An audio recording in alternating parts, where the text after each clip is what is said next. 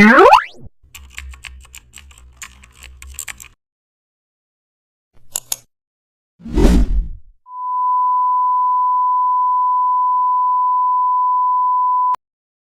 back to the channel, and don't forget to like, share and subscribe for more updates. Today we are diving into an exciting tutorial.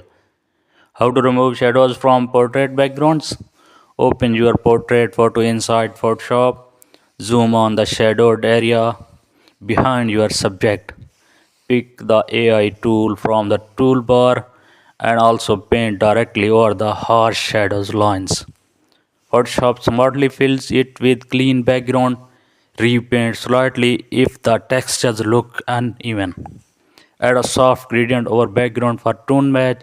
Reduce shadow instantly using the curve tool and add light reflections near edges for balance. And also adjust exposure for consistency. Use blur tool to smooth the